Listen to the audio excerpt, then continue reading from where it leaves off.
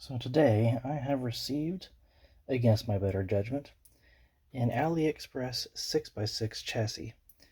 It doesn't look that terrible, to be honest. I mean, shocks are very smooth. They're a little heavy though. Gearbox looks pretty decent. The drive shafts look, they look beefy enough. The reason I bought this is because I wanted to do a new build using all the parts I have laying around without buying anything. Naturally, I had to buy a few things, but I saw the 6x6 on AliExpress for under $200, and I had to try it out. I almost didn't buy it because, China, but I thought, if it sucks, I can tell you guys that it sucks. If it's great, I can tell you guys that it's great. So I'm going to get this put together, and I'll be putting all these videos together at the end of the build process. Wish me luck. To cut the gearbox cover off, I don't know how much gear reduction there is. It doesn't look like much, depending on what's in there. But nice feature that I like, you loosen all four of these, and your battery tray is adjustable. Because I had to move it back to get that case off. But I do like that. That is pretty cool. This also comes with a couple extras. It comes with a steering horn and a pinion that I can only assume matches the pitch of the gears of the spur that's in there. We're about to find out, because the pinion I have on my stock Atlas motor from Rock Hobby is not the right pitch. So we will be changing that out. So we'll see what happens. Okay, here's my progress so far. I got the Rock Hobby 35 turn motor put on from the Atlas, using my Electron Pro battery that I use also for the Atlas. I got these tires on. These are the Rutted Run tires from the FMS Atlas 4x4. The reason I'm using these is because I already had 4 of them that I took off from the Atlas. I put the real Hyraxes on, Predator. These knockoff Hyraxes I still had laying around. Instead of spending probably several $100s on steel beadlocks and wheels for 6 of these things, being a parts car, I thought, well, why don't I order 2 more of these ready-to-run tires from FMS? $15 for 2 of them, by the way. They aren't terrible. So, yeah, $15 to get 2 more of these, so I have a complete set of 6. This way I can try out the car, drive it, see how it performs before I invest more money into parts. So I break the bank after I test it, not before I test it. Only real problems I've seen so far is the slipper clutch. I have the cover on now, but when I had the cover off, I connected the battery. I connected my bad receiver from my Atlas that I switched out wherever it went. The stock receiver. This went bad. Basically, channel 1 doesn't work. So, I mean, I can test the throttle, channel 2.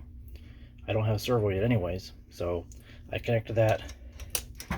Just test the throttle, and the slipper clutch from the factory comes so incredibly loose that anytime I drove it and I got to any resistance, I reached a pillow in my living room and the slipper clutch engaged, and it wouldn't go any further. So I spent 10 minutes tightening the slipper clutch till it was almost could not tighten anymore. Now it actually will crawl. Only other problem I've seen so far, it's probably easily fixed, and that is, I don't have it plugged in now. I don't want to drive it on my table because it's really jittery. Is the drivetrain is very, I don't know what the word is, wonky, maybe inconsistent. The SERT is a little bit, and I can tell why. I might take this cover off later to show you, but the spur is kind of wobbly, just very slightly. And I think because the spur is a little bit wobbly, the gear mesh goes from being decent to tight, to decent to tight, and it caused it to move kind of like. So that's probably not hard to fix. I imagine, being AliExpress, this probably got slapped together in a hurry and without much QA. So I don't see that's going to be much of a problem, but we'll see. So far, all I got left to do is get a servo, That should be arriving Monday. And get another Dumbo RC. Or actually, it's Dumbo RC, but just because I'm goofy, I like to call it Dumb Orc. I'm sure some orcs in Warcraft would be offended by that. Dumb Orc, or Dumbo RC, whatever you prefer. Coming along, these shocks are not that soft. They're really rigid. I think it's these springs. These springs are super, super firm. Once I get everything put together, I may just remove the springs altogether and just use them with the shafts and see how well that works. Ultimately, more than likely, the shocks get replaced at some point, but not before I give it a good trial run. But stay tuned for more. Okay, before I go, a few more things. Look at the underside of this guy. These drive shafts surprised me. They look better than I expected for, an AliExpress special.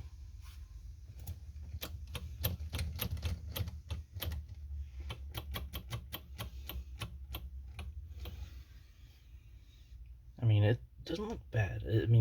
I expected it to be just almost complete garbage, which begs the question of why did I spend like $190 on it? But besides that point, the other big problem, well, minor problem with this thing is it's too fast. Like if you have to barely feather the throttle to get it to crawl. Otherwise, it's just way too jumpy. Which once I get my receiver transmitter, before I try to do any gearing, I might try to simply turn the throttle trim all the way down and see if that turns into a crawler. If not, I can change a few gears and see where that gets us. So my next video will probably be a finished build minus a body. I bought a 3D print for a body. I just am trying to find somebody to 3D print it for me.